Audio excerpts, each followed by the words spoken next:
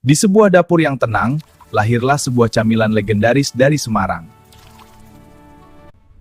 Bawang putih, ayam, dan rebung bertemu di wajan panas, seperti reuni keluarga yang akhirnya akur. Tambahkan sedikit kecap dan bumbu. Tidak banyak, a little soy sauce and seasoning. Isi lumpia dibungkus rapi seperti rahasia besar yang tidak boleh bocor. The filling is wrapped tightly like a secret that must never escape. Lalu datanglah momen paling menegangkan. Then comes the most suspenseful moment. Dan akhirnya, lumpia kering Semarang yang renyah, gurih,